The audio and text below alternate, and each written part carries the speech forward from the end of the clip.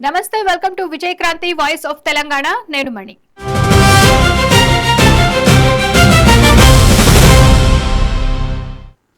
Quit India ఉద్యమ స్ఫూర్తితో పోరాటాలకు సిద్ధం కావాలని PCC chief Mahesh Kumar Goud Congress party శ్రేణులకు పిలుపునిచ్చారు.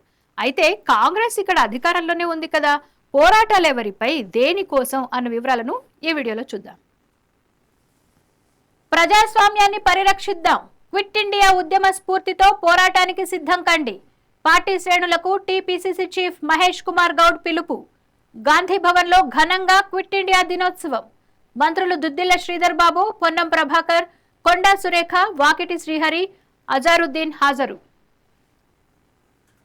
భారత రాజ్యాంగం, ప్రజాస్వామ్య పరిరక్షణకు కాంగ్రెస్ శ్రేణులు కంకణబద్దులు కావాలని, క్విట్ ఇండియా ఉద్యమ స్ఫూర్తితో మరో పోరాటానికి సిద్ధం కావాలని పిసిసి అధ్యక్షుడు మహేష్ కుమార్ గౌడ్ పిలుపునిచ్చారు.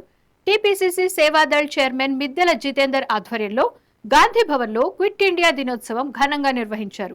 ఈ సందర్భంగా మహేష్ కుమార్ గౌడ్ జాతీయ జెండాను ఆవిష్కరించారు. పిసిసి చీఫ్ తో పాటు మంత్రులు శ్రీధర్ బాబు, పొన్నం ప్రభాకర్, కొండా సురేఖ, వాకిటి శ్రీహరి, అజారుద్దీన్, ఎంపీ అనిల్ యాదవ్, ప్రణాళికా సంఘం ఉపాధ్యక్షులు చిన్నారెడ్డి తదితరులు స్వాతంత్ర సమరయోధులకు నివాళులర్పించారు.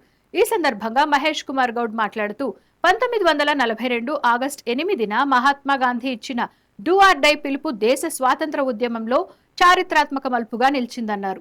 అప్పుడు దేశ స్వాతంత్ర్యం కోసం పోరాటం చేస్తే గాంధీ ఇచ్చిన క్విట్ ఇండియా స్ఫూర్తితో ఇప్పుడు రాజ్యాంగాన్ని కాపాడేందుకు, ప్రజాస్వామ్యాన్ని బలోపేతం చేసేందుకు, ప్రజల హక్కులను పరిరక్షించేందుకు కాంగ్రెస్ శ్రేణులు ముందుకు సాగాలన్నారు. ఇదే స్వాతంత్ర సమరయోధులకు మనం అందించే నిజమైన నివాళి అని అన్నారు. జెన్జీ ఉద్యమ వీరులు క్విట్ ఇండియా ఉద్యమం గురించి తెలుసుకోవాలన్నారు. గాంధీ, నెహ్రూను మరిపించే ప్రయత్నం జరుగుతోందని, సర్దార్ పటేల్ను బీజేపీ సొంతం చేసుకునే ప్రయత్నం చేస్తోందని మహేష్ కుమార్ గౌడ్ మండిపడ్డారు. రాష్ట్రంలో దేశం ఆశ్చర్యపోయేలా అభివృద్ధి, సంక్షేమం జరుగుతోందని, బీఆర్ఎస్ 10 ఏళ్లలో ఉద్ధరించింది ఏమీ లేదని ఆయన విమర్శించారు. అలాగే ఎంతో మంది స్వాతంత్ర సమరయోధులు, గాంధేయవాదులు చూపిన మార్గంలో కాంగ్రెస్ నాయకులు నడుస్తున్నారని మంత్రి శ్రీధర్ బాబు పేర్కొన్నారు. గాంధీ స్ఫూర్తితో రాష్ట్రంలో శాంతియుతమైన పాలన అందిస్తున్నామని తెలిపారు.